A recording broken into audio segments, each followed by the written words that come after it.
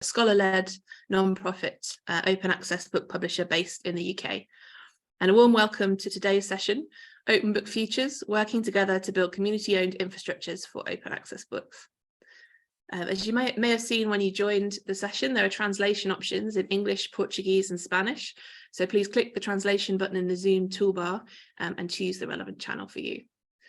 This seminar is part of a series that celebrates CIELO's 25th anniversary, which will culminate with the CIELO 25 Years International Conference in September 2023 in Sao Paulo. And I think I can speak for all my colleagues when I say that we're really glad to be part of the 25th anniversary celebrations. And big thanks to CIELO and particularly to Amanda Amalo and to all of the team for inviting us and for supporting and facilitating today's event. And also thanks to Susanna and to her translating team, without whom, as we established in the pre-meeting session, we couldn't be speaking to you today because none of our Spanish or Portuguese would be up to it. So there's a code of conduct to be followed at today's event, which I think I can just drop in the chat. That should be visible there if I send it to everyone. There we go. And the seminar is also being recorded, as you may have noticed when you joined, and it will be available on the CIELO Network YouTube channel. The slides will also be available on the seminar page at 25.cielo.org. And we're also going to be using Mentimeter to get some feedback from you during today's session. Some of you may have used Mentimeter already, be familiar with it. If you're not, then hopefully it should be fairly straightforward. There'll be a slide that explains how you can connect with the Mentimeter. And we warmly encourage you to do that if you can, because we're really keen that today should be, as much as we can, to have a bit of a dialogue with you and to find out a little bit from you about more about how publishing works in your context, and also about particularly how the COPIM Open Book Futures project can connect with what you're doing, and how we might learn from you, and how what we're building may be useful to you as well. So we're keen to use today to try and start that kind of dialogue. So without further ado, I'm going to share some slides and jump into a brief overview, both of what COPIM is building with Open Book Futures and also what today's session is going to focus on. So today's session, I'm going to kick off with an overview, as I've said, of Open Book Futures, of who we are and what we're building, so you have more of a sense of what you're here today for. And then we're going to have a brief Mentimeter session where you tell us hopefully a bit more about you, so we can learn more about who's in the room with us today and how you involved with open access book publishing. Then we're going to hear from Tom Grady, who's going to talk about collective funding models for open access books. And again, we're going to follow that with a question and answer and Mentimeter session. We're going to have Joe DeVille talking about the Open Book Collective. And then again, we're going to have some questions and Mentimeter. And then Toby Steiner is going to be talking about Thoth, followed again by some Mentimeter and Q&A. If Open Book Collective and Thoth don't mean anything to you right now, don't worry, by the end of this session, hopefully they will mean a little bit more. And also, if you have questions for us at any point, either during the presentations or during the Mentimeter sections, please do drop them in the Q&A and we'll do our best to get back to them and to respond to them. So before launching straight into all the detail and the nuts and bolts of what we're building and how we hope it will work, I thought it might be helpful just to pull back a little bit and give a small overview of where the COPIM project came from and what the kind of background to our work is. So as you will probably be aware, the COPIM group and the Open Book Futures project are all sort of based initially in Western European and North American publishing contexts. And as I'm sure you'll also be aware, within those contexts, publishing has tended to be dominated by commercial publishers. But nonetheless, there is a thriving group of more community-driven publishers, by which I include scholar-led presses, smaller university presses, some small commercials as well, and institutional-based library publishers too. And in terms of open access books, I think it's probably fair to say that the commercial presses have been much slower to embrace open access books. And when they've come around to it, they've sort of tended to lean very heavily on a book processing charge model, rather than developing other ways of funding OA books. That's starting to change a little bit, but still that's the context that we've been doing our work within. And so a group of us started thinking about this idea called scaling small, which was christened by Janneke Adema, our colleague at Coventry University. And scaling small basically expresses the idea of what could happen if community-driven publishers began to collaborate with each other, also not only with each other, but with libraries, with universities, and with infrastructure providers, to build non-profit community-governed infrastructure that could support open access book publishing and to support equitable open access book publishing. So not publishing that relies on book processing charges, but that tries to embed itself within a community and to support itself in different ways. And that this infrastructure could then potentially make it easier for a growing ecosystem of smaller to medium-sized presses to publish open access books. And the idea within that is not that those smaller presses would have to get bigger to publish more books individually, but that there could potentially be infrastructure to support more presses like that, more community-based, community-driven presses that wanted to publish open access books. And, you know, in some cases, those presses may want to expand, but that they wouldn't have to do that in order to publish open access books effectively and well. And so out of those ideas, the COPIM project sort of launched and began building those infrastructures that we thought were necessary to support open access books. So the COPIM project it began in 2019 and is finished just recently in April 2023. And the Open Book Futures project is the sort of new sort of incarnation, I suppose, in a sense, of COPIM. A lot of the same people that were involved in COPIM are working on Open Book Futures, and it's intended to build and to develop the infrastructures that the COPIM project created, but also to expand their impact and to develop them much more. So Open Book Futures is going to run from May of this year until April of 2026. It's funded by the same people that funded the COPIM project, Research England and Arcadia. And as I've said, we want it to expand the impact of the infrastructures that we've built, but also excitingly to bring in new partners from across the world. And that includes, you know, part of what we're here for today. So the partners in Open Book Futures are here. There are many of them, but as you can see at the top, we've got CIELO books. So we're really excited that CIELO books are going to be more involved in Open Book Futures and in what we're trying to do. And so we hope that today can be potentially an important sort of beginning point for that kind of collaboration and that partnership, and that we can start to learn a bit more about both how you're publishing open access books within the CIELO network, and also how we might be able to work together with you as part of what we're doing with Open Book Futures. So to get a bit more specific, after sort of talking about that kind of more high level, you know, the sort of the philosophy behind it and whatever else, we identified some specific barriers that we thought needed addressing within our publishing context.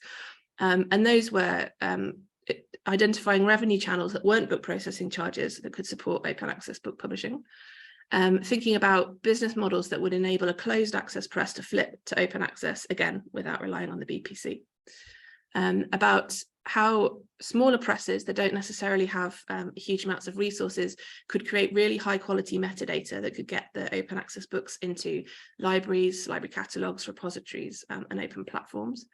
To think about how we could effectively archive open access content and preserve it long term. To think about how the things that we built could also enable innovation and experimentation so that there could be flex and development within these systems and that they weren't rigid. And also, and this last one is something that we want to work on more with Open Book Futures that didn't receive as much attention as part of the COPIM project, but to think about how open access books can be accessible to all readers. So for example, if you're a reader who depends on assistive technology to read a book, is open access content accessible to you? And we've devised a number of different infrastructures to try and answer these challenges. So that includes the Open Book Collective, which Joe is going to talk more about, Opening the Future, which Tom might touch on briefly, Thoth, which is a metadata creation and dissemination system, which Toby will talk about, and then the Thoth archiving network and the experimental publishing compendium, which are both important aspects of what we're doing, but unfortunately, just because of time, we don't have the time to talk in great detail about those today. So at this point, I will stop talking quite so much and invite you to join the Mentimeter tool that we've set up. So you can see there the instructions. Hopefully it's clear. You go on, if you want to access via your computer, you go on to menti.com and then put that code in, 38737836. And if you'd rather access it on your phone, you can scan that QR code there. And as I've said, we really would encourage you, if you're able and willing to join the Mentimeter, to do so. There'll be a number of different points, as I already said, throughout the session when we ask you to tell us a bit about yourselves and about your publishing activities via Mentimeter. So I can see various people are joining, which is great. I'll just give another few seconds for people to hop on there, and then I'll tick on to the first question that we're going to be asking. I don't know if you're going to be able to hear the rain on my windows. We've got typical UK summer weather here at the moment, and it's pouring down with rain. But rather than sitting and listening to the rainfall, we will tick over to the question. So you can see at the top there, if you want to access and you've not gone to the Mentimeter yet, you can just use that code at the top. But we'd like to know, what stakeholder group would you put yourself within? Hopefully you can answer multiple options here. I should have enabled that if you feel that you've fit in more than one of these little boxes. And if you feel that you're actually not described by any of these categories, do feel free to drop a note to us in the chat. And you should be able to, yes, I can see some responses are coming up, which is great.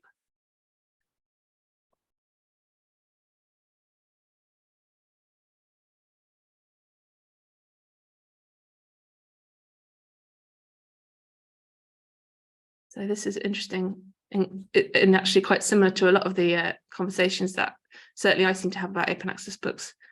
The policymakers and funders tend to be in different rooms to everybody else, and that seems to be the case today. So we've got publishers, librarians, researchers, university administrators, and infrastructure providers in the room. More publishers than anything else, which I guess makes sense. And plenty of librarians as well.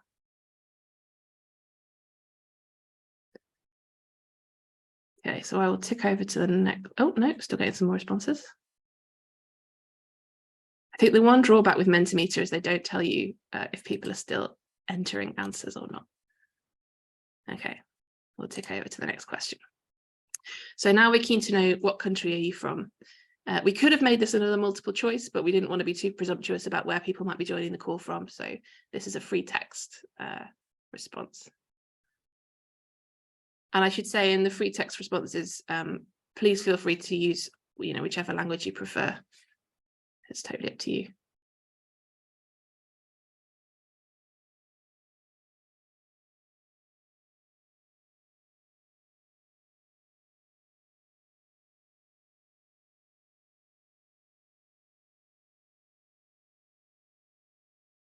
Great. A spread of countries, which is nice.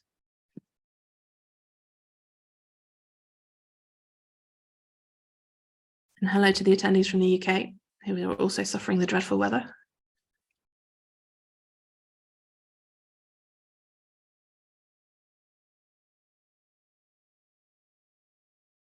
Ah, we've got someone from Japan as well, I see in the chat. Welcome.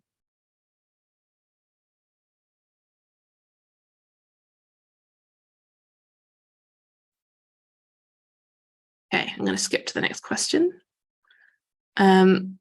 What languages do you publish in? So obviously, if you're a publisher, this will be a straightforward question to answer. If you're from a library, or from a university, I should say, and you have a sense of the different languages that are published by members of your institution, then that would also be useful to know. And if you're an individual author or researcher, obviously, you could let us know which languages you personally publish in. That would be great.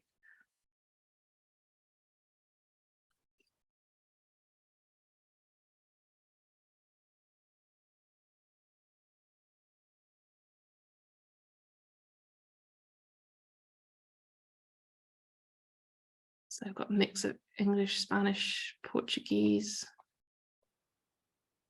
Spanish, and sometimes Portuguese, French.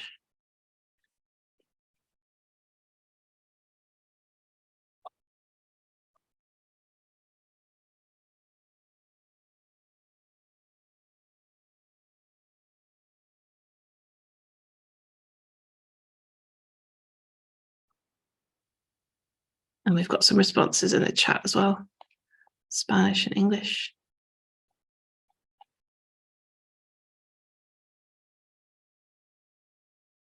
And then the last question for this point until we move into another presentation.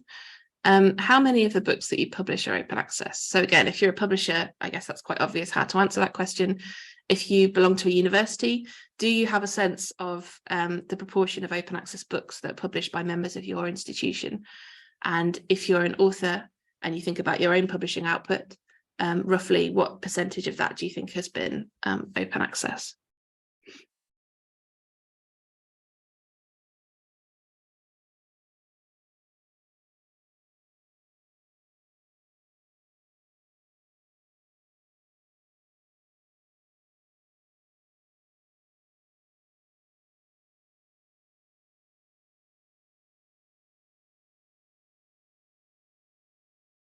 Quite a few fully open access.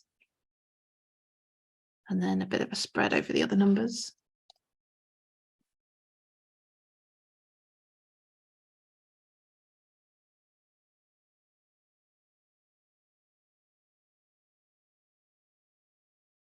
So this is useful for us to know as well.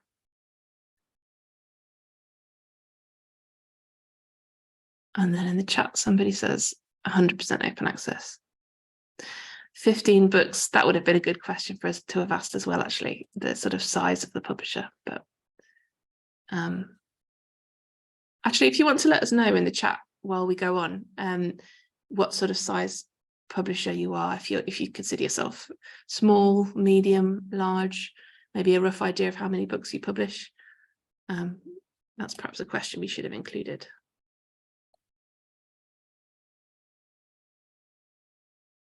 $20 to 30 books in the chat there.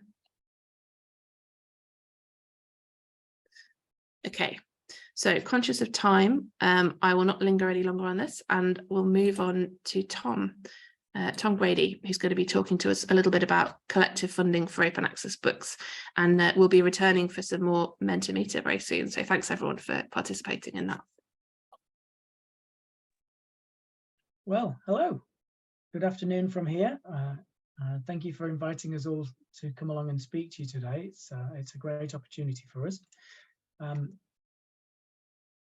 As Lucy said, my name's Tom. Quick introduction, I come from a library background myself, and then I moved into working for an open access publisher here in the UK before joining the project. My own work on the COPIM project has been involved with the Opening the Future funding model, which we launched 2 years ago with Central European University Press and Liverpool University Press. Opening the Future is a library membership program that helps university presses use their backlists to make their new frontlist books open. And I would love to talk to you some more about that in detail, but I believe that's a topic for another day. I'm happy to answer questions on it any time though. But today, well, to go backwards to come forwards, my colleague Joe, who's going to speak next, he's going to talk a bit more about book processing charges, which Lucy touched on just now, and why we in the project think they're not the best, or rather why we think they shouldn't be the only method for funding open monographs. Joe's going to talk about the Open Book Collective, which is a very specific approach to a collective approach that scales better than BPCs. But I'm going to talk today more generally about a few other approaches that are out there. Lucy, could I have the next slide, please?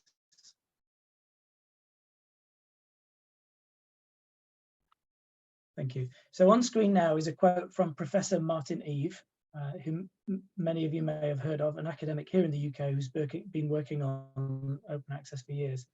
He pointed out in an article in 2020 that, as you can see on screen, the biggest blocker to open access in the humanities seems to be economic. Book processing charges at £11,000, forgive me for using UK pounds, but it's an indicator.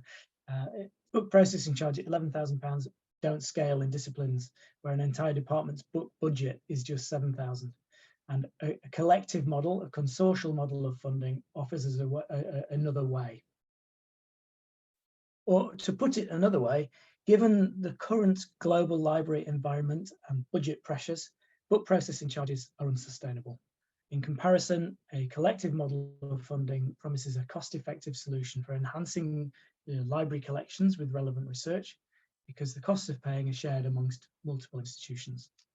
So this is better value for money for libraries, but it's also, you know, a subscription or a membership funding stream is more reliable and more resilient for the presses too. And there are several publishers on this call. You know, an income stream that includes smaller ongoing contributions from many institutions is more robust than one that relies on large one-off irregular payments. But 3 years on from that article, and Martin Eaves' analysis still seems relevant.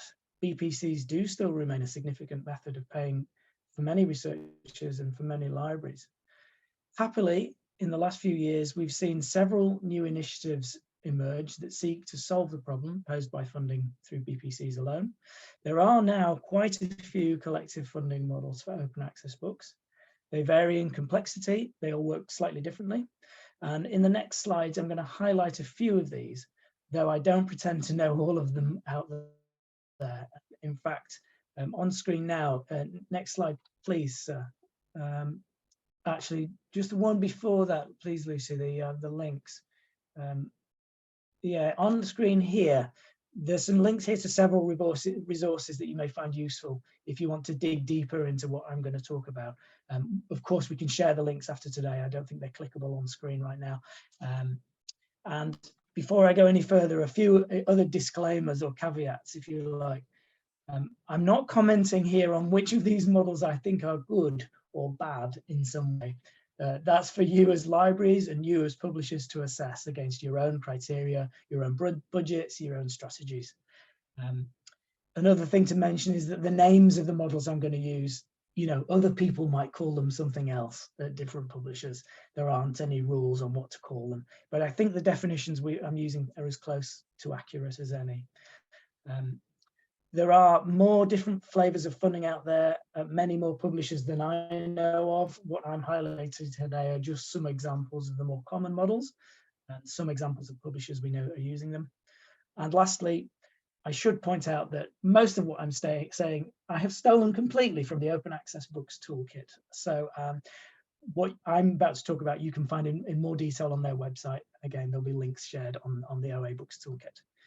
So Lucy, the first of the apple pie pictures, please. This is all about slices of the pie, right? So one straight into it, one funding method employed by several presses, and you can see the examples of some of the presses on the right-hand side. We might call this model embargoed or delayed BPC. And under this model, a book is initially sold as a closed title, and then a fee is charged by the publisher to make it open access at a later point. And the fee is often reduced as it's offset by the initial sales period. Next one, please, Lucy. Freemium.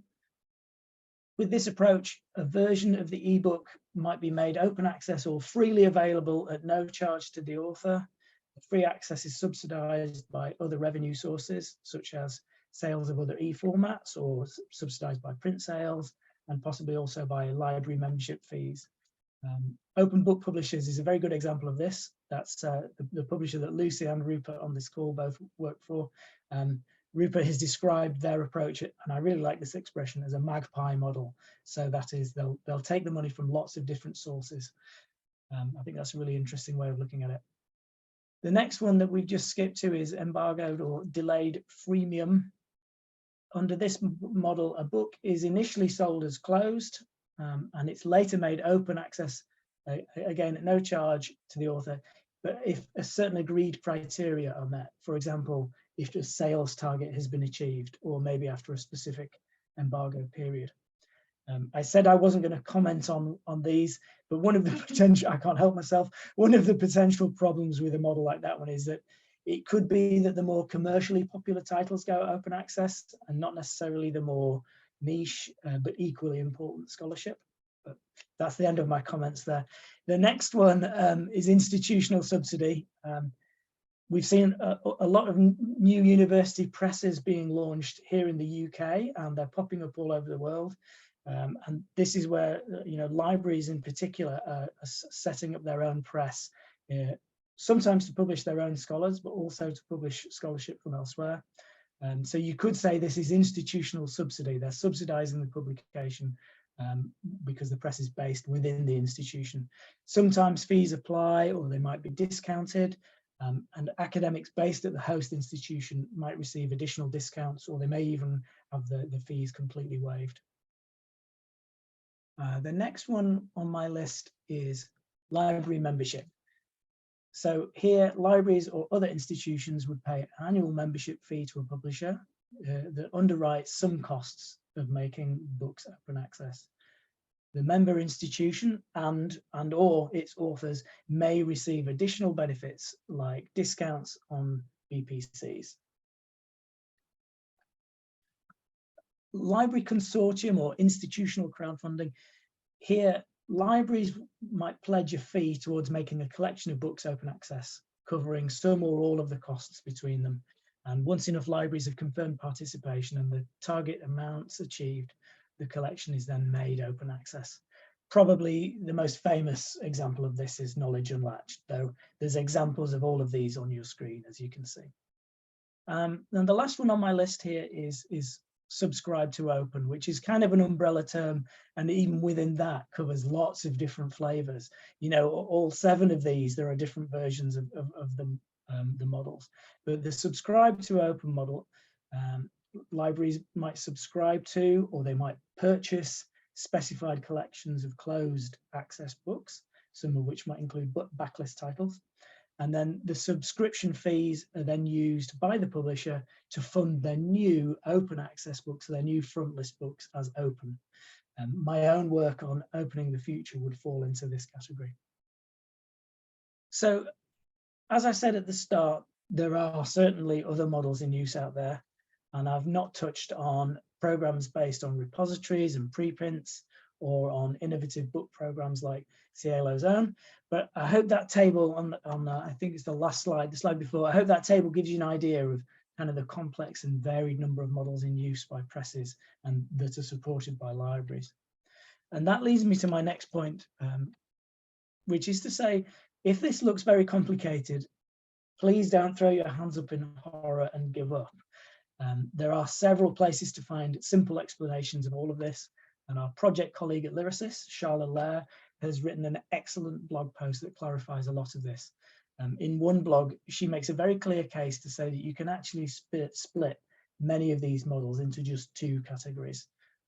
The first of those is the one on screen now, one-time spend. So libraries can pay a BPC for a book, and that's that. They can choose to do that regularly or not, but it can be treated as a one-off in the budget. The second category, next slide, please. Aha, thank you. The second category is simply ongoing spend. So almost all of those models on my previous slide that I just ran through, almost all of those would fit into this category. Libraries can commit to supporting them year on year, and the presses can rely on an income stream that supports all of their publishing activities and infrastructure, not just one-off production costs for one book at a time, you know? That's a neat way of dividing them. But if libraries want to think more about how to assess which programs work with their budgets and values, and if publishers want to work out which programs work with their business models, then just by chance, my colleague Lucy and I wrote 2 blog posts that would be very happy to share the links after this call. In our blog posts, we have lots of ideas on how to assess which models work for which publishers and which libraries. Next slide, please. So I'm going to end my presentation in just a moment, but with one final point, and it may seem an obvious one, but I'll say it anyway. There is no one size fits all. There is no one model to rule them all. What I think we'll see for some time yet is presses experimenting and libraries supporting what they want to based on their own criteria. Some models will survive, some models will wither and die, and some will be perceived as more fair or more ethical than others, and that's okay, so long as libraries engage with them actively. What we don't want to see is everyone sitting and waiting to see. I think that would be a bad thing, because then they'll all fail and we'll end up with BPCs as just as you know, as the default, because it's too difficult. And I do think that, you know, if libraries can participate as best they can, whether it's with money or through sessions like this, where they can offer feedback on the model and say, well, this doesn't work for us because ... we should over time see the best and the most sustainable ones gradually become embedded in the scholarly publishing ecosystem. So thank you for listening. Please contact me if you want any links to further reading, and do enjoy the rest of today's webinar. My contact details are on the bottom of this slide, along with all my acknowledgements of everything else I stole from my presentation. So thank you. I think we might move to questions now. So yeah, so again, we've got the Mentimeter on screen. If you want to join in there, or if you want to use the chat, that would be great. But I guess what the questions that I wanted to ask at the end of my little bit was just to get an example, find out how it's working currently for those of you who are in libraries, or those of you who are publishers. You know, how are you currently funding open access books? Does it fall under one of these categories? Ah, great, we've got some grant funding, collective funding, other, and institutional subsidies are already on the list as well. Interesting that no book processing charges here so far, though that may be the consequence of some of the excellent collective efforts that a lot of you on this call are already involved in.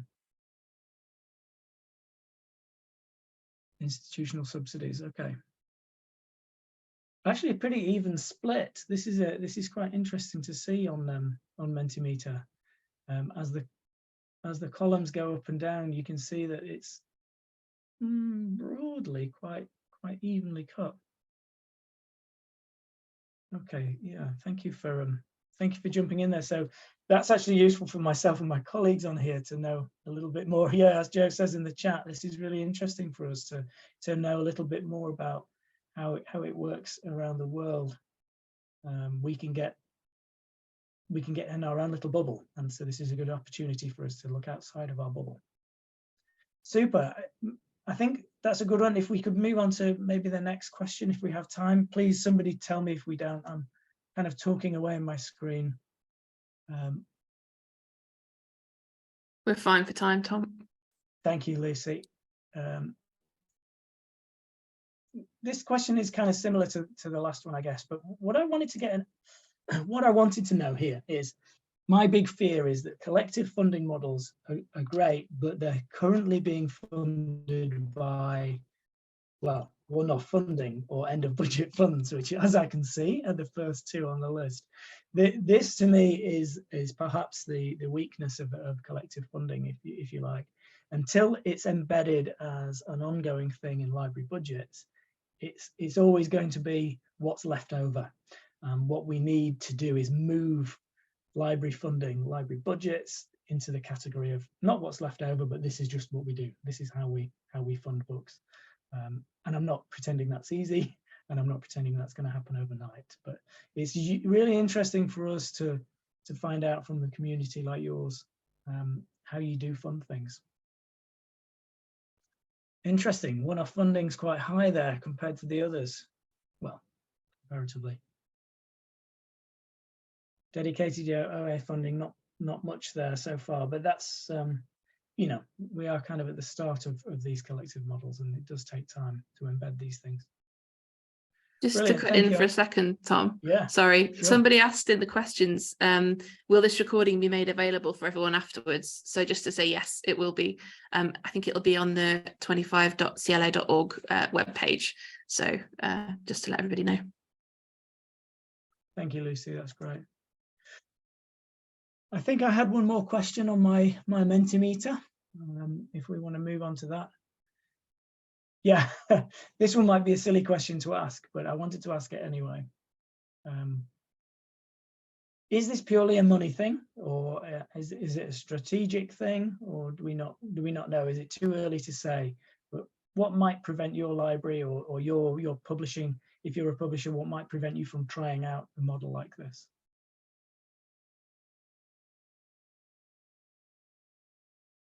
Yep, might not be straight in there.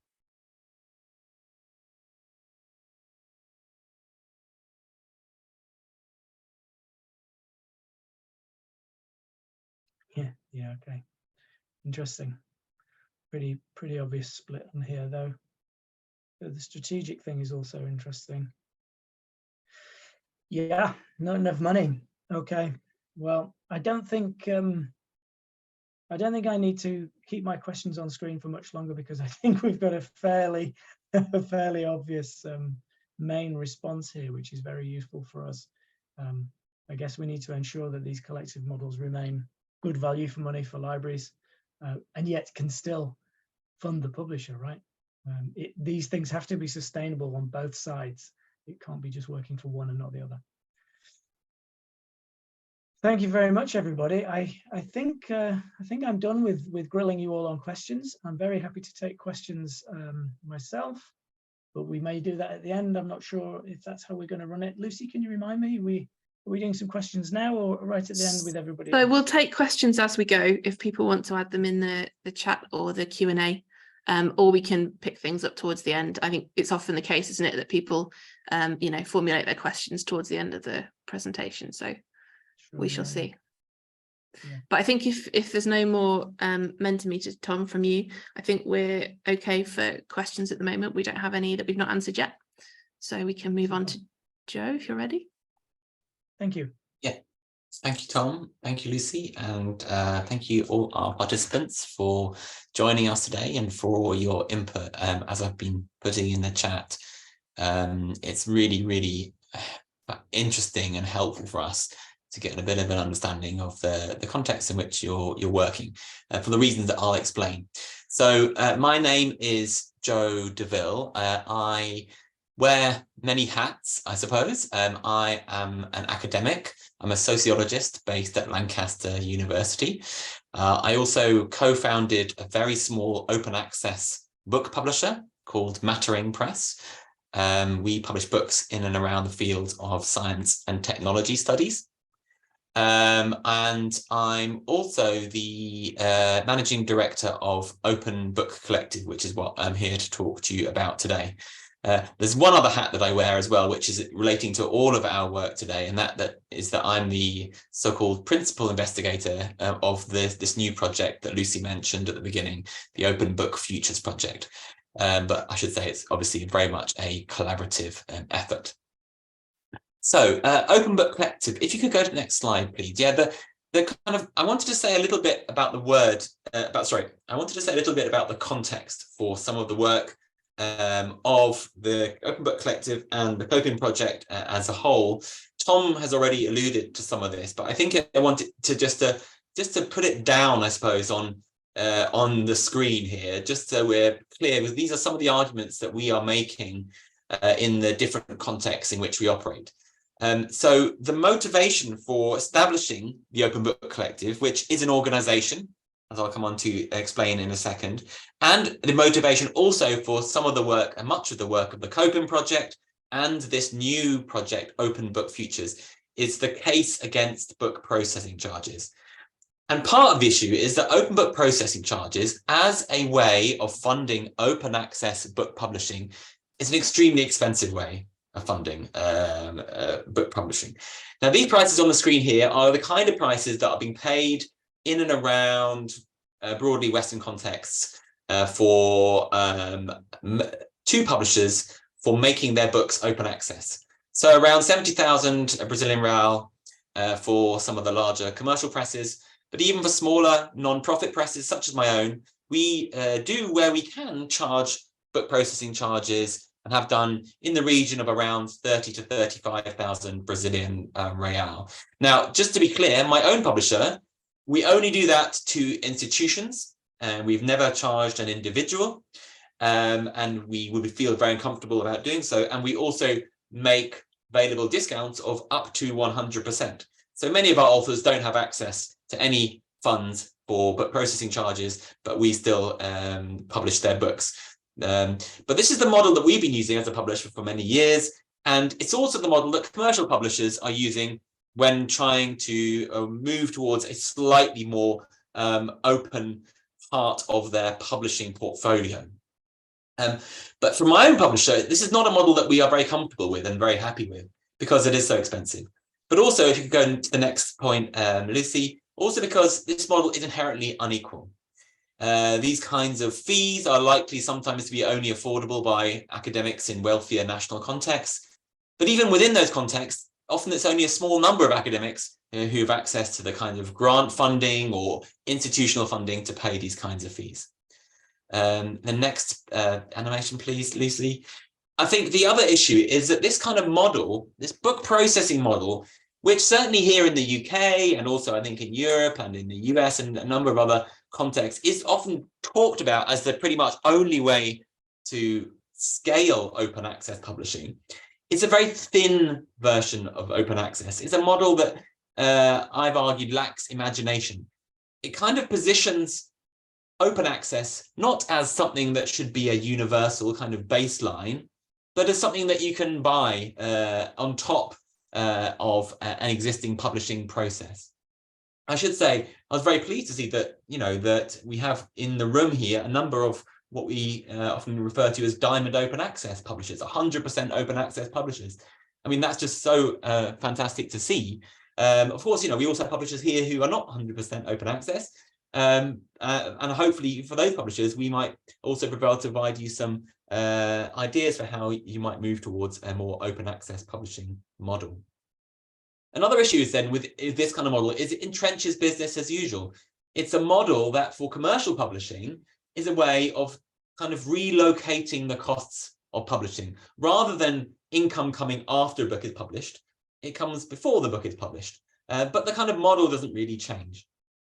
And the third kind of issue here is this is a model that is, as I've called it, a kind of failure of infrastructural possibilities.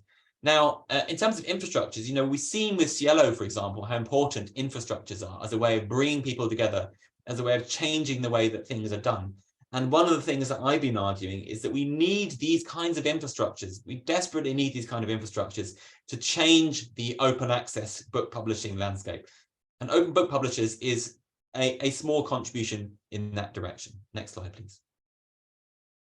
So Open Book Collective is an organization. We are a charity here in the UK, although we operate on a global basis. And we were founded last year.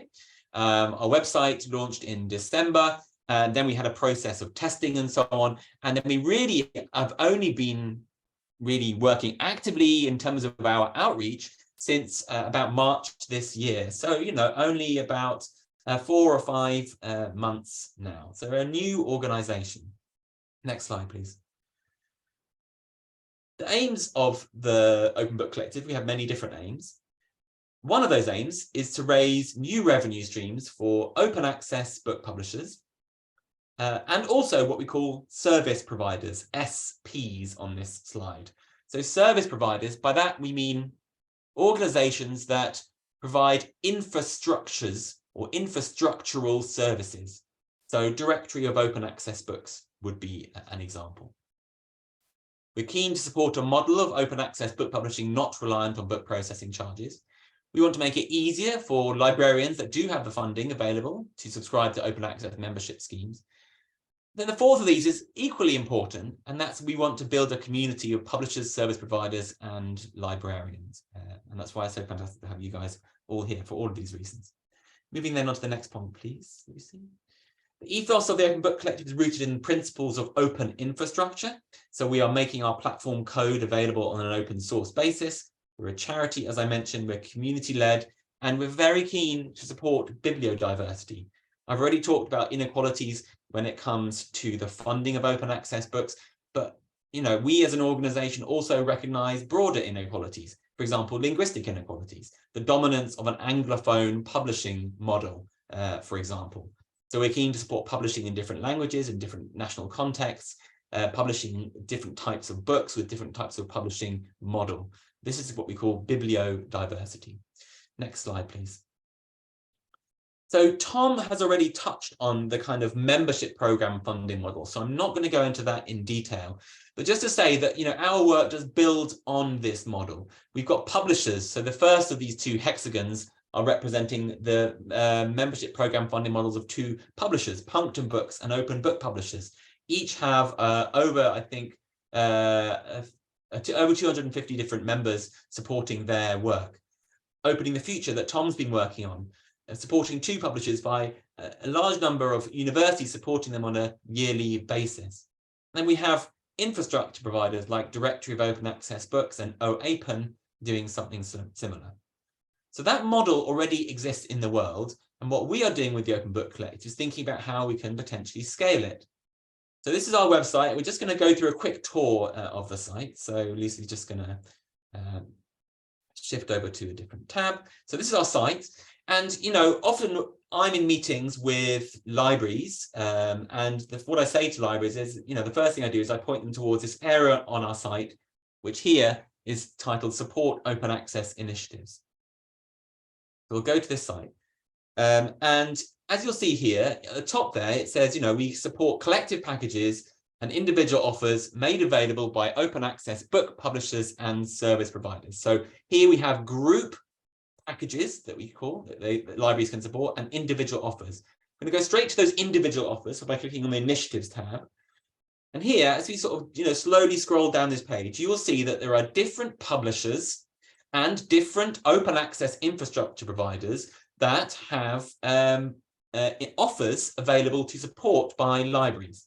It's exactly as Lucy's highlighting there. So pricing for a 12-month period for a particular cost.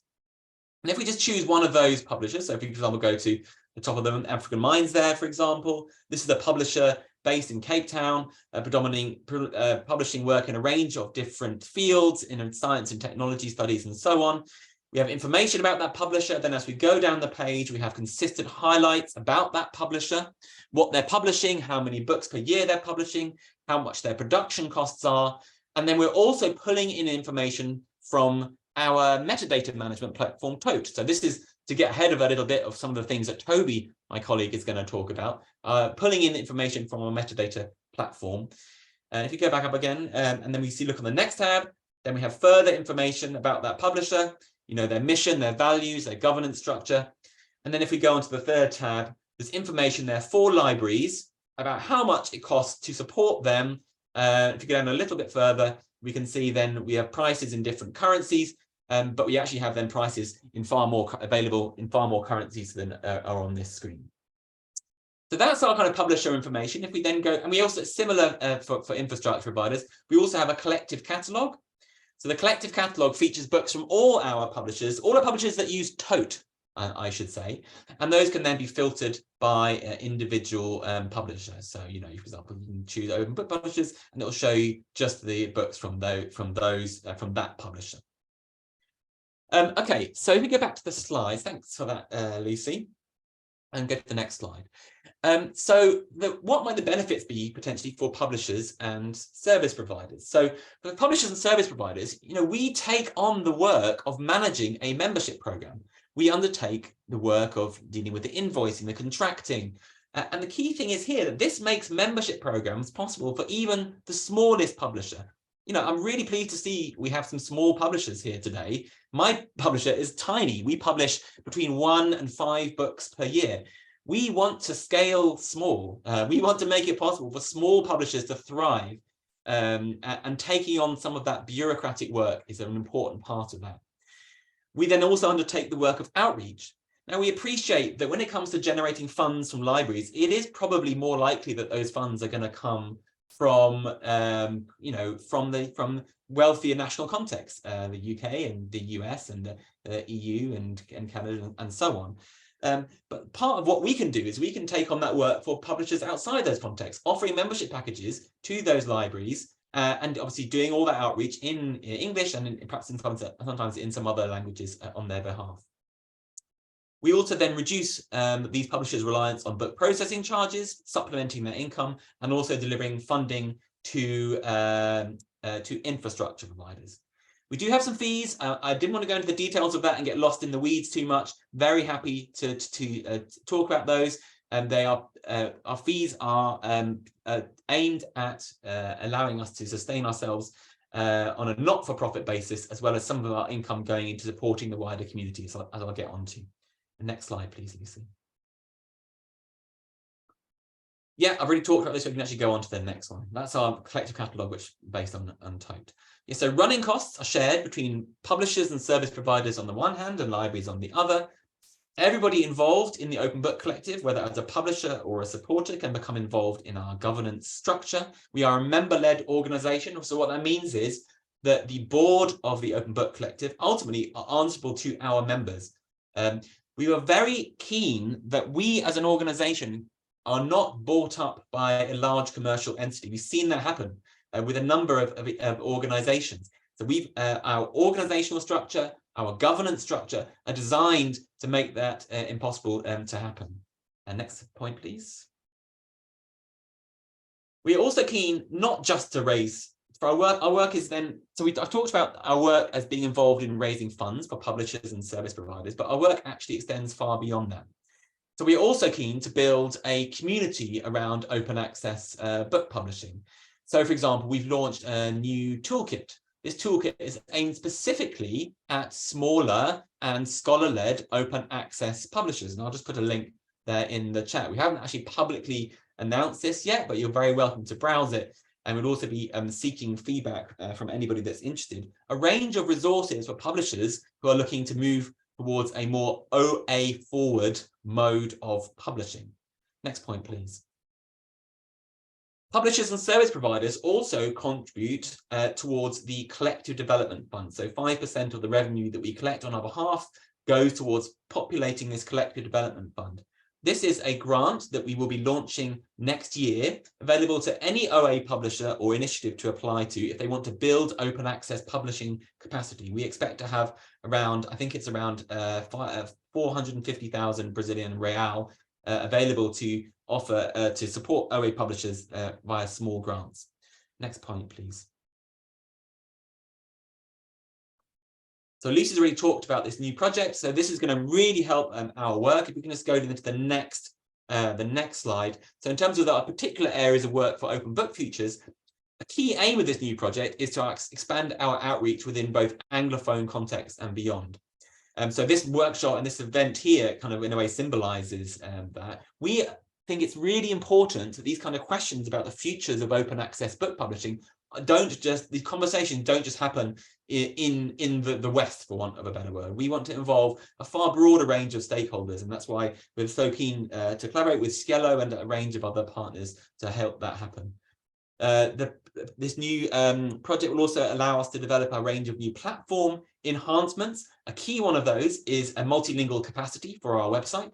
So to enable our publishers to publish information about them and what they're doing and so on in a diverse range of different languages. We'll also be launching an information hub in collaboration with a range of partners where we have resources like that OA Books Toolkit, but a range of other resources also for libraries and for academics and so on to really try and scale open access book publishing. And then also that grant giving pilot that I mentioned. Next.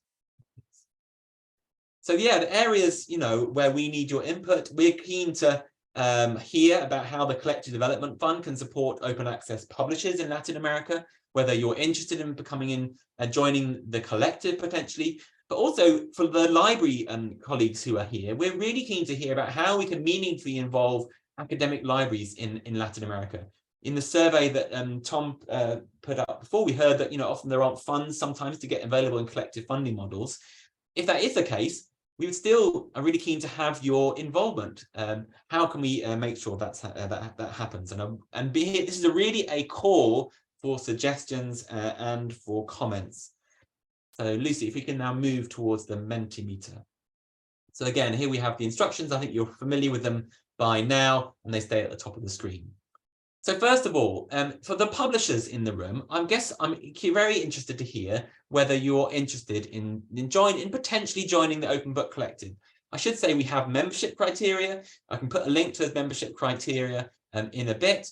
And what I would suggest is if you are not sure and you're thinking about whether this is something that's right for you, please just get in touch with us. You can drop us an email and we can have a conversation. And we have particular membership criteria around open access book publishing. So, for example, publishers need to either be 100% open access, or if they are hybrid publishers, so they publish a mixture of open access and closed access.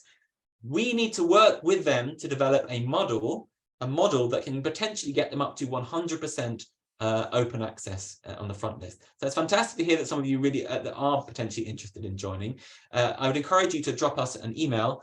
We'll put our email address in the chat in a second. It's info@openbookcollective.org. You are welcome also to drop us an email in Brazilian if English is not a straightforward language for you to email us in, and we will try our best to manage those inevitable linguistic differences. Thank you very much, Lucy. Thank you. If you'd like to go to the next slide, next one, Demeter. Libraries, for those libraries that are in the room. So this is the question for those who are libraries. I'm very interested to hear about whether libraries are interested in being, how libraries are interested in being involved. So we have three options here, whether as financial supporters, and here we can imagine this. So currently we have, publishers operating in the UK, in the US, in Southern Africa, and Germany, and so on. But we can also imagine this as potentially involving publishers operating in Latin America as well. So if we had publishers operating in Brazil, in Peru and Chile, wherever it may be, this is perhaps a question. So so whether as financial supporters or suggestions. So it seems that very interested. So I take that as being potentially interested in being part of the conversation, and also providing us feedback. It's we are coming from a particular context, and I'm sure we have all kinds of blind spots, and it'd be fantastic to hear your feedback and your input. And for the person or for the library that is interested in financial support and potentially might be interested in financial support of other publishers or initiatives, whether that be the ones that are on there or ones that might be on in the future, again, you are very welcome to get in touch with us. It would be great to hear from you. Thank you so much. And next slide, I think that's that. Okay, and here we have an open question. This is an open field for you. So we're launching this collective development fund next year, and it's specifically aimed at OA publishing, whether that might be open access book publishing or open access infrastructure development. And we are in the process at the moment of developing our criteria for that fund. So the kind of priority areas, the kind of criteria that applicants will need to meet and so on. We'll try to make the process not too labor intensive, but of course there will be some criteria that that applicants will have to meet. So what we really want to hear is, like, what are your priorities? Where, if we were to provide funding, what should that funding support?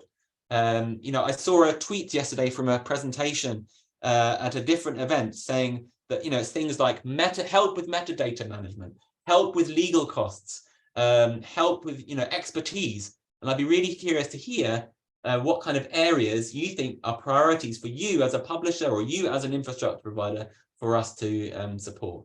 Or if you're a librarian, if you have knowledge of this field, you're also very welcome to contribute. So any comments there?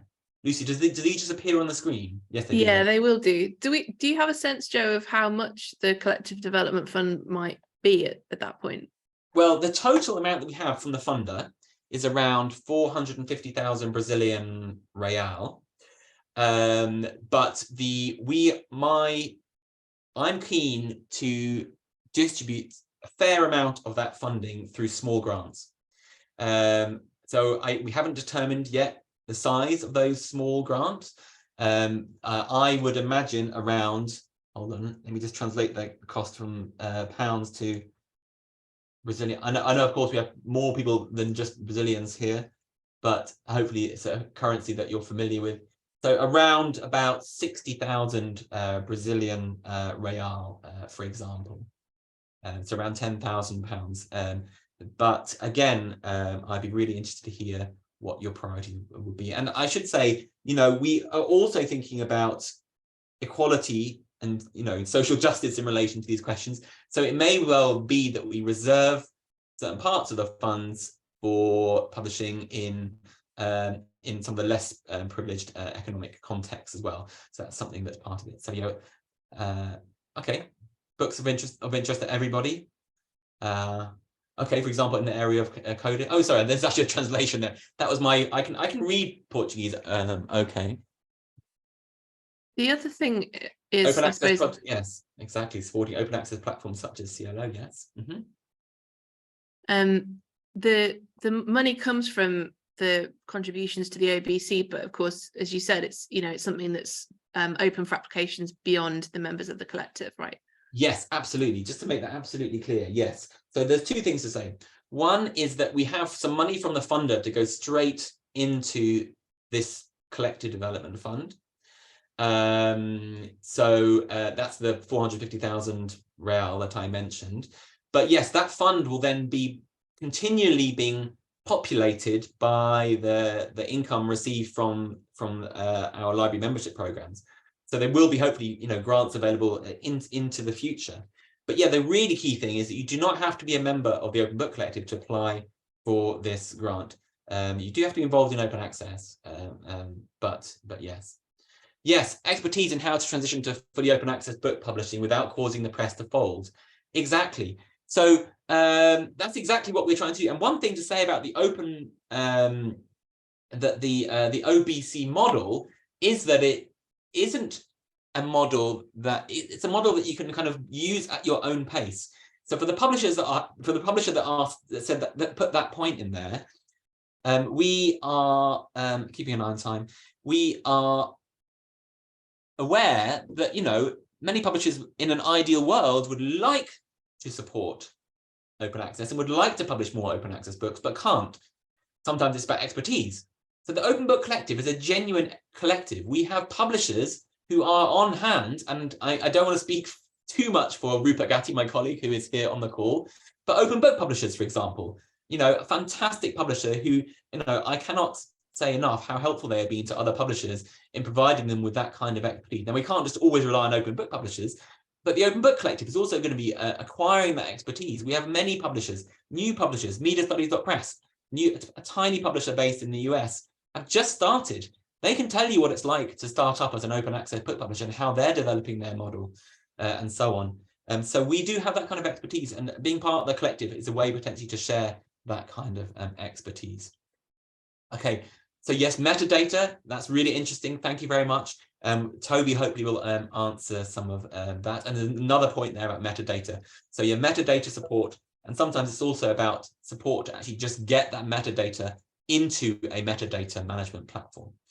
So thank you very much, incredibly helpful. If you have other comments, please, you can welcome to put them either into the Mentimeter and we'll pick them up afterwards or into the chat. I think that's the end of my questions as far as I'm aware. Yes, it is. Perfect. I think that was pretty much on 25 minutes. So thank you so much for your attention.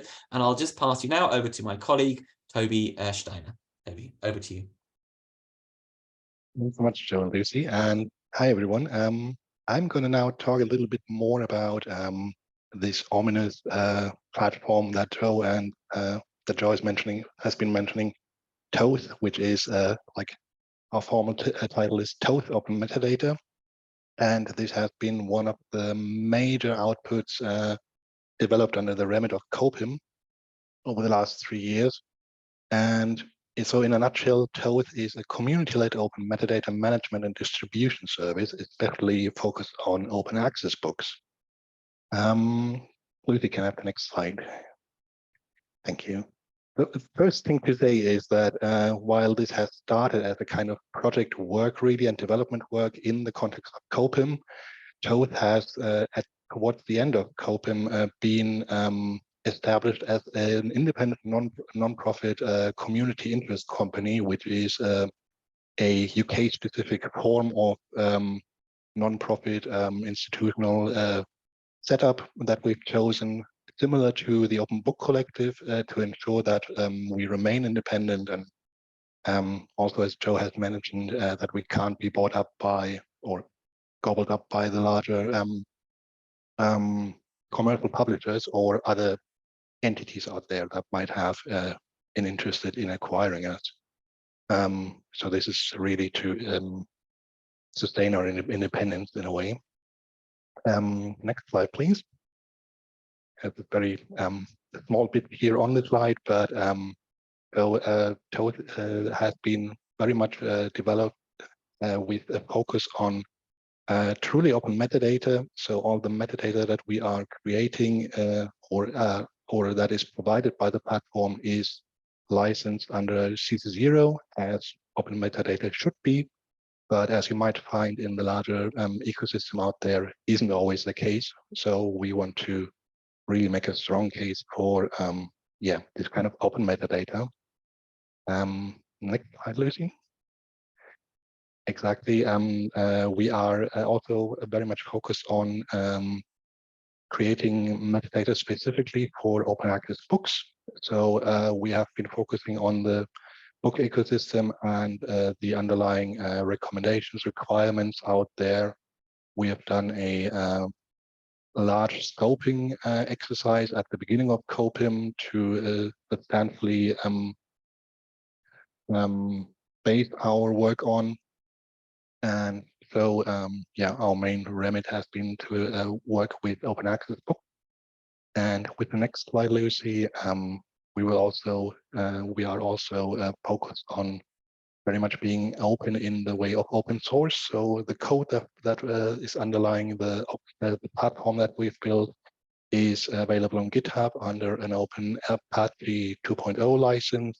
So very permissive license, which in theory would just allow you to take the Thoth packet and run this yourself if you wanted to.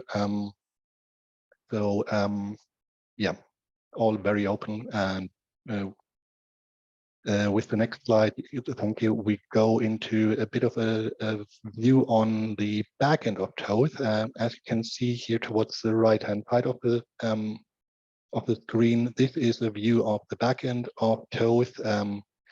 So it's a very easily usable interface where you can input all the metadata details that your work comes with, basically. As you can see, we are differentiating between book-specific or book-level metadata and also chapter-level metadata.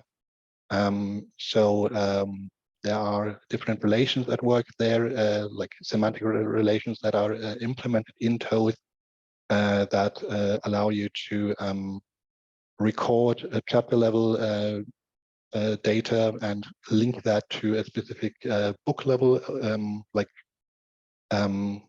overview data set.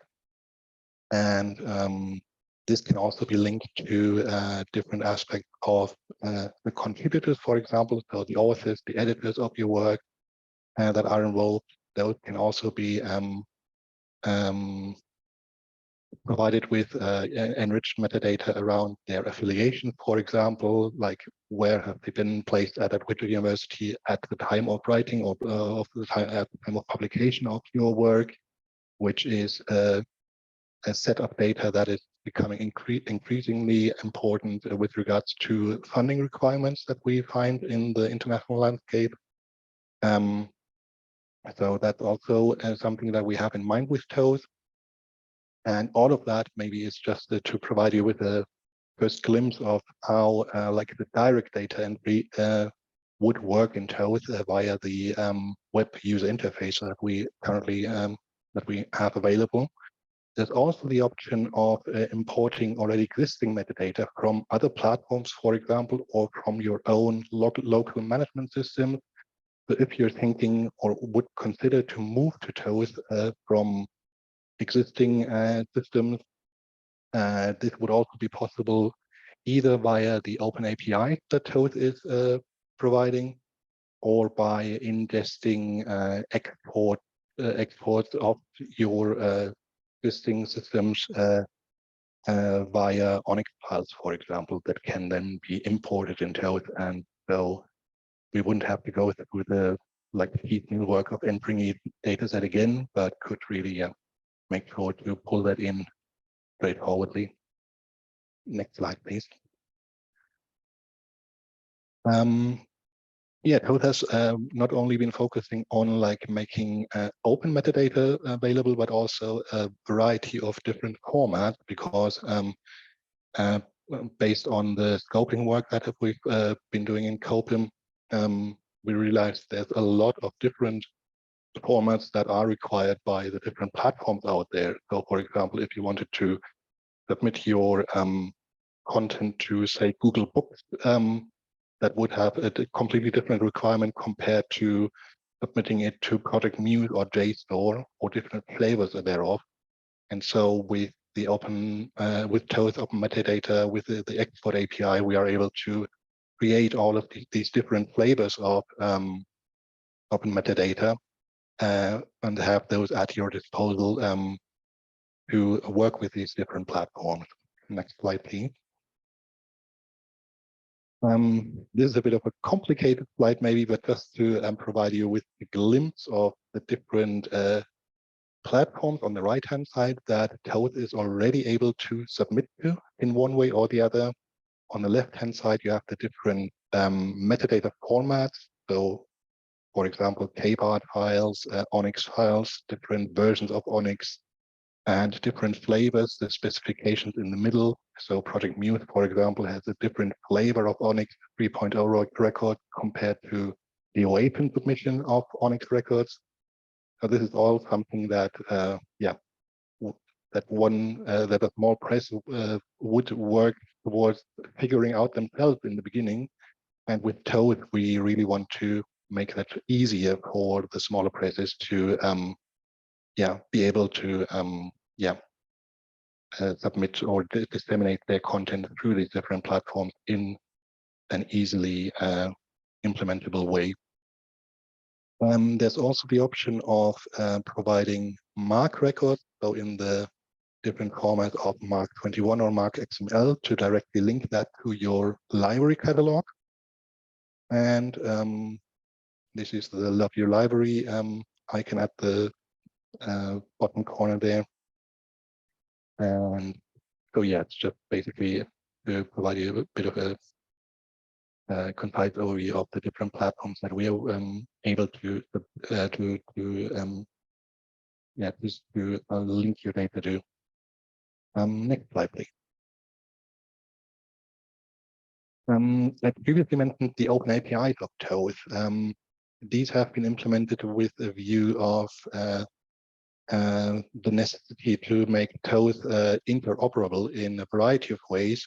And as we've seen in Joe's excellent presentation previously, with Thoth's APIs, we are able to, for example, feed live content into the platform of the Open Book Collective. So all the data that is existing in Thoth is then directly fed through these APIs into the Open Book Collective platform, which makes it possible for the platform to provide up-to-date information with enriched metadata.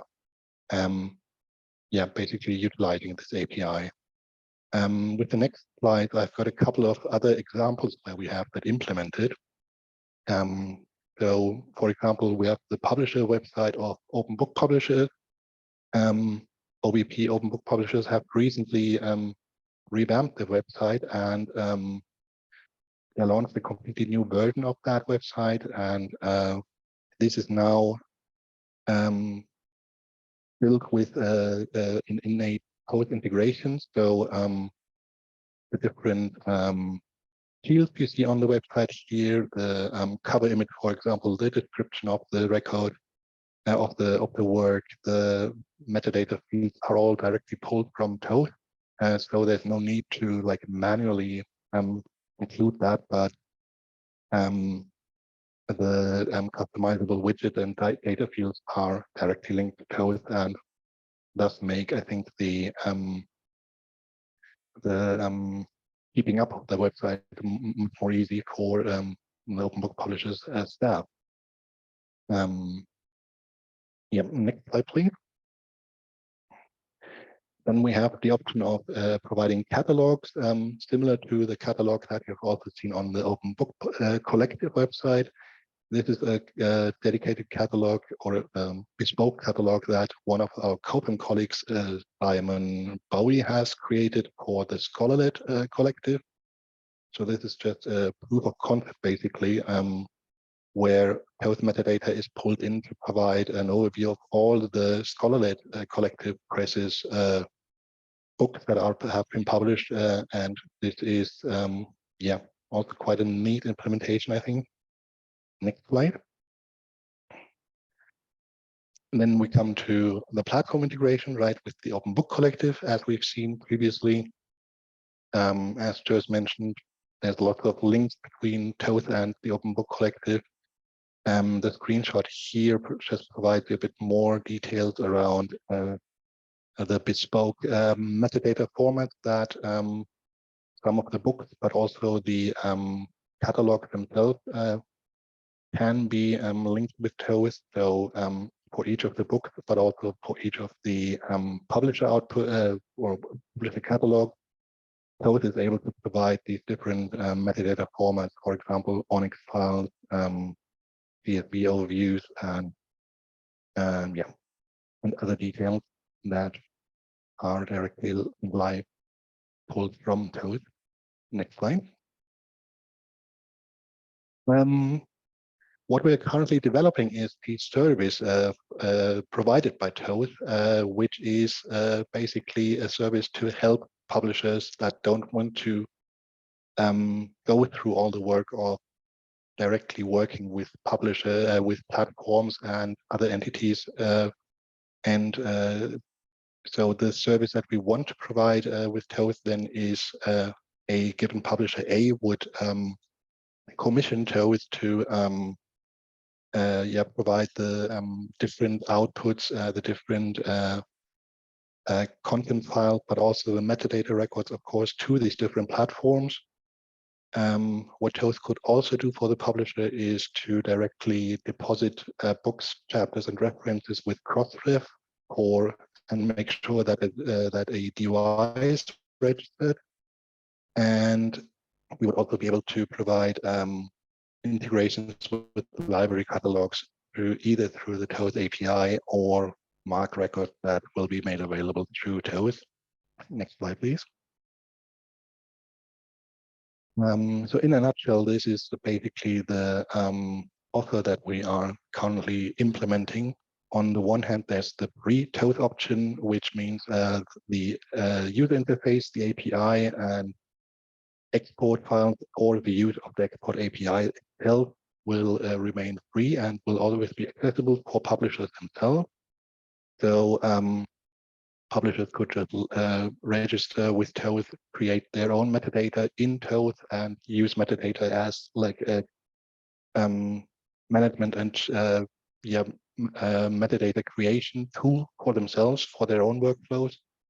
And with the Thoth Plus service, there would be also the additional services of us, the Thoth team, providing the dissemination aspect of Thoth, so that we would, for example, take care of registering your content with Crossref, for example, or help you with formatting of metadata, with ingesting of backlist titles, for example, to support you to enhance the existing metadata set that you might have available, but also help you in providing support and training for your staff, for example. And another aspect that we haven't talked up to now is the aspect of making sure that your books are archived for future generations to come in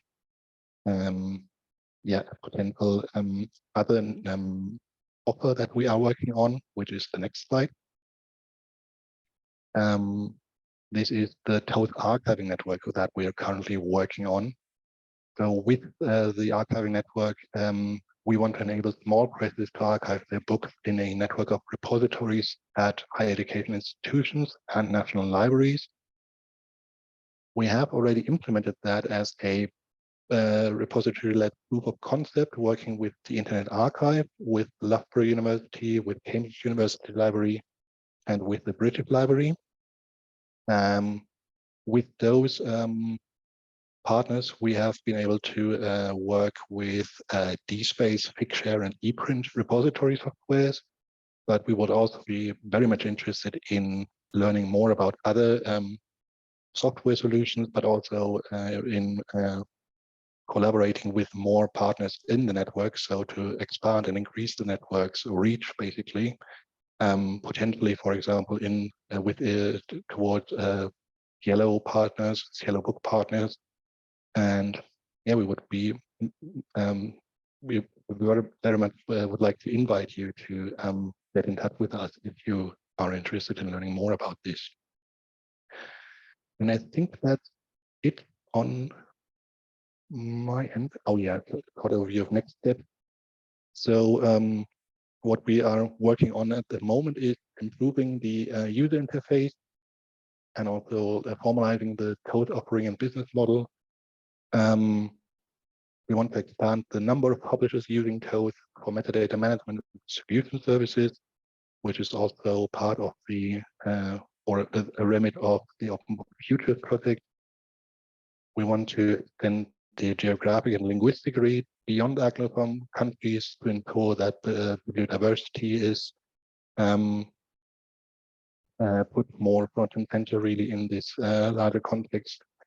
We will be working to enhance interoperability with other open infrastructures. For example, we have the Public Knowledge Project as a partner on the Open Book Futures project, and we'll work with them to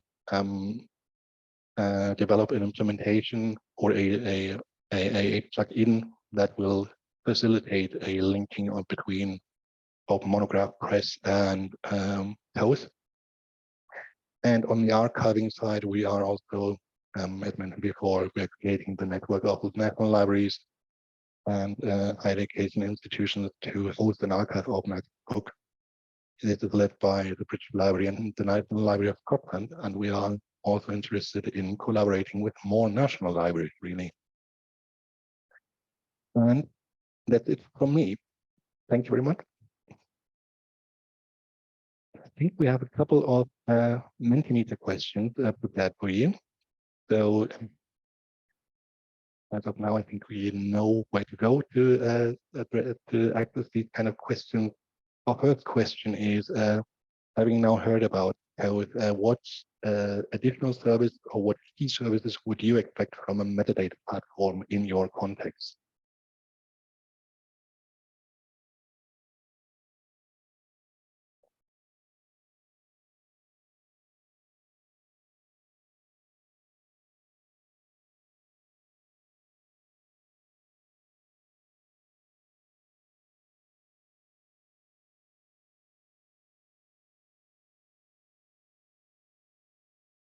Letting people type a little bit, maybe. Yeah, the longer Yes. form questions always need a bit more time for people to reply. Oh yeah, the possibility to import data by ISBN is interesting. Is that something that's on Thoth's radar already, Toby? Or is that something that may be added to the list? I'm afraid I'm not quite sure about that and would have to defer to Rupert for that, who is also on the call. Can you say a little bit more about that, maybe? I can briefly. I mean, it's an interesting question. So I just wondered, it would be interesting to get some follow up from that, because the ISBN is it's a specific number. Is this inputting data through an ISBN registry office? So where it's been registered, there'd be retail information that goes to the ISBN. Is that what was being intended there? That's something that we hadn't thought of as going to one of the ISBN registry offices and ingesting it from there. It's an interesting suggestion and something we can really think some more about.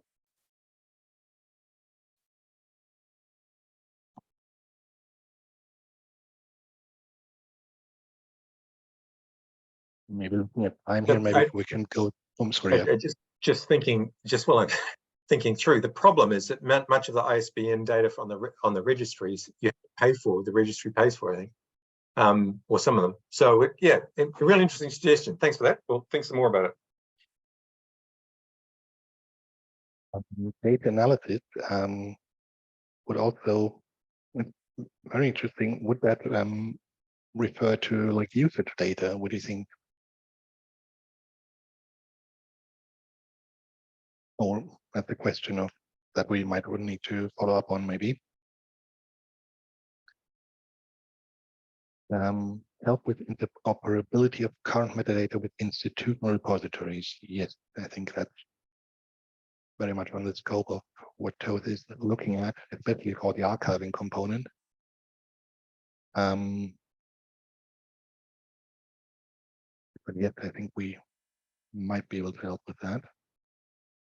Just picking up, sorry, just biting and filling the silence, just picking up on the analysis of data, just to point out a couple of things. We're partnering with a couple of other projects that are analyzing data.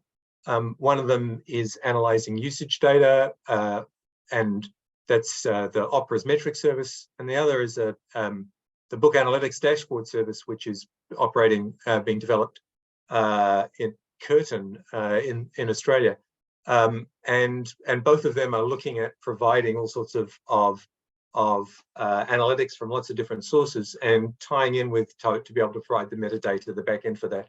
So yes, that'd be something that we're hoping to work through is how to interoperate with existing and developing data analytics services.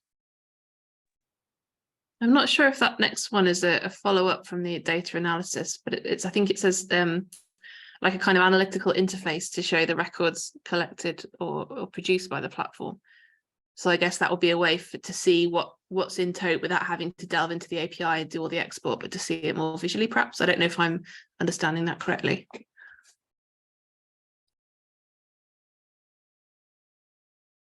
So, for example, would you have something that would say there are like X number of books in Thoth now, or something along those lines? Is that for me, Lucy? Well, it's my attempt to interpret what's meant by the question. So just yeah, and it's the questions are really harnessing on something that we're finding our feet with. We don't really want to become the provider of all the things that you can do with the metadata. What we're hoping to do is, by having an open API, having the metadata there, lots of different places will be able to provide and access the metadata to provide analytics services from the metadata. And so clearly we would want to have some things, this is the number of books that are in there, but thinking about what people might want to do with that, because it's an open API, but we would hope that people would be able to write scripts to be able to do things with them. And in an ideal world, those would be open, and we'd be able to have a community that would say, look, here are the open analytics tools that have been developed that interoperate with Thoth, and therefore be able to develop a community creating those rather than being the supplier of those. And that's one of the beauties of having open metadata, means that the services that come with that are open as well, or can be open. And it's not that you're just restricted to what the metadata database provider is wanting to provide. So finding that balance is important, because we don't want to be, we want to facilitate things rather than monopolize things. So we're coming up against our time limit, unfortunately. I don't know if it's possible, if it's a hard limit, or if we can go on for another 5 minutes or so. We've not been shut down yet, so I guess if people want to stay for another 5 minutes or so just to get through the last couple of questions, and I think there's a clarification there about the ISBN question, the integration with ISBN. Think about the possibility of making an ISBN registration through Thoth. Yes, we can have another 5 minutes. Great, thank you. And registering books and book chapters with DOI through Thoth. And that's exactly what we are already able to provide with the cross-reference link. So just skipping on to the next one, which of the Thoth services would you find most useful?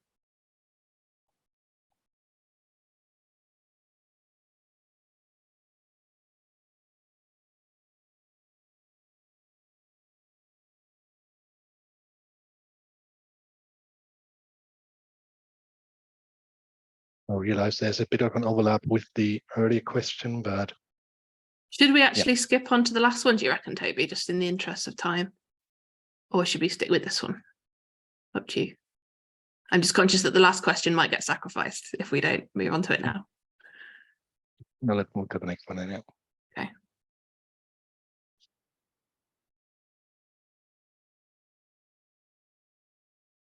And I think this is also rooted in a conversation we've had with Amanda previously, which is like our collective interest really in which kind of challenges are inhibiting effective discovery and dissemination of your open access books.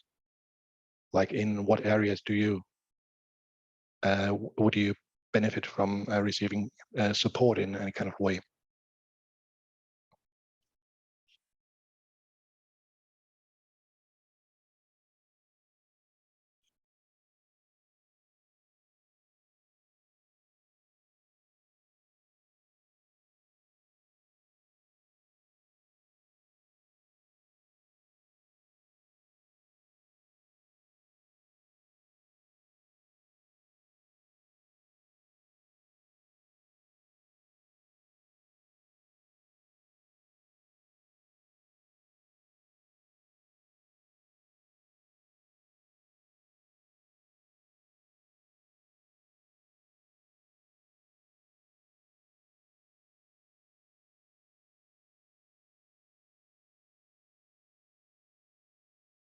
Complete metadata record.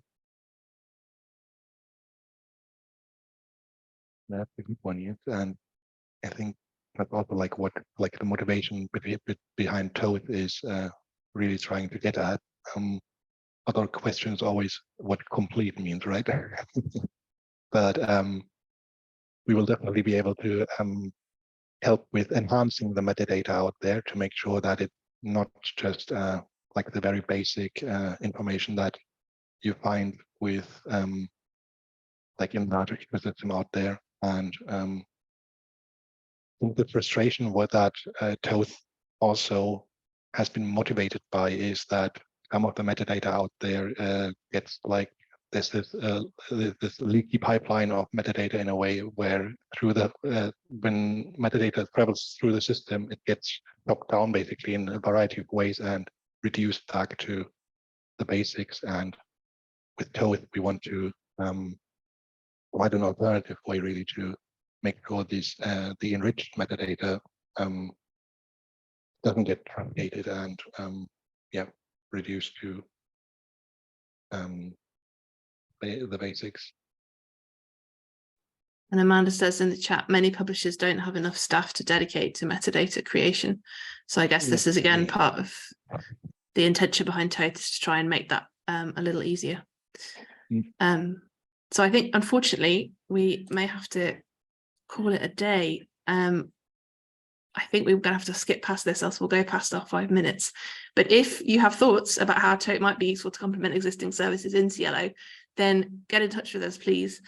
Do let us know what they are, because we're very eager to stay in touch. And we very much hope that this is the start of a conversation and the beginning of putting some relationships together, building some relationships, rather than just a one-off presentation.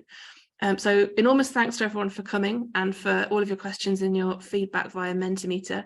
And again, thank you to CIELO, the team at CIELO, and to the translators for helping facilitate today's session. Do stay in touch. I've shared that link in the chat and I'll share it again if you want to. Toby's already done it. If you want to give us your details, we can follow up with you to find out more about how you might want to interact with what we're doing, give us some feedback, be involved with what we're building. And we're also, as I say, up for continuing the conversation in other formats and forums as well. There'll be other seminars in this series to celebrate CIELO's 25th anniversary, and also the conference in September that I mentioned at the beginning. You can find out about that at 25.cielo.org, which is also where the recording of this seminar will be available, and the slides that we've shared with you today. So enormous thanks, and have a great rest of the day, however long that is, and a great weekend as well when it comes. Thanks, everyone. Thank you all.